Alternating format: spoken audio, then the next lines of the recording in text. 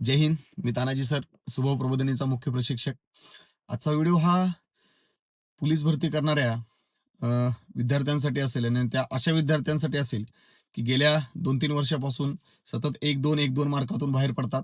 अशा विद्यार्थ्यांसाठी हा व्हिडिओ असेल. आपण बघत आहोत, की पोलीस भरतीच्या पेपरची पातळी ही कठीण होत चाललेली आहे. त्यामुळं सर्वात जास्त वेटेज आपण पेपरला तर दिलंच पाहिजेच. परंतु बरीच मुलं अजूनही असा विचार करतात, की सर्वात जास्त वेटेज ग्राउंडला देतात. आपण बघतोय, की 50 मार्काचं ग्राउंड आणि 100 मार्काची पेपर आहे. त्याच्यामुळं 50 मार्काच्या ग्राउंडला किती वेटेज द्यायचं आणि 100 मार्काच्या पेपरला किती वेटेज द्यायचं, हे आपल्या सर्वांना माहितीच असेल. जर का 100 मार्काचा पेपर असेल आणि 50 मार्काचा ग्राउंड असेल, तर मला वाटतं सर्वात जास्त वेटेज आपण पेपरला दिलं पाहिजे.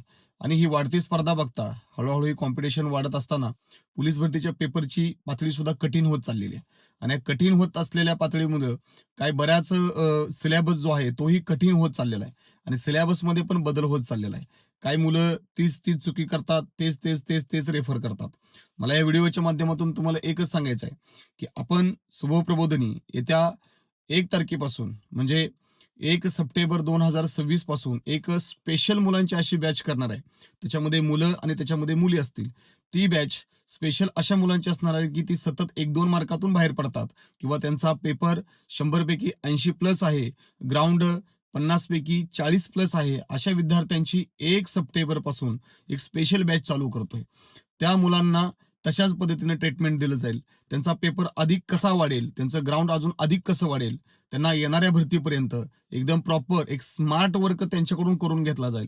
त्यांच्या क्लासेसमध्ये बदल केला असेल, का तर त्यांची फास्ट ट्रॅकची बॅच चालू करतोय आपण. फास्ट ट्रॅक बॅच म्हणजे जे मेन सिलेबस आहेत, जे मेन टॉपिक आहे, मग ते तिन्ही विषयाचे, चारही विषयाचे असतील, तर त्या पूर्णपणे मेन टॉपिकवरतीच आपण भर देणार आहे. आणि त्यांच्याकडून रोज एक सराव पेपर 100 मार्काचा सोडवून घेणार आहे.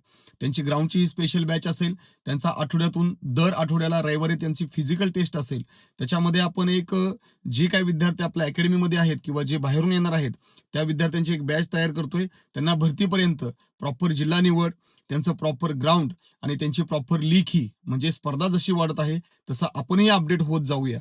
मला सांगायचं एकच आहे, की 100% ह्या संधीचा आपण सोनं करा, ह्या संधीचा आपण फायदा करा आणि 100% तुम्हाला ह्याचा फायदा होईल. जर काही कोणाला अजून अधिक माहिती पाहिजे असेल, आपल्याकडे निवासी आणि अनिवासी असे दोन्ही प्रकार ॲडमिशनचे आहेत.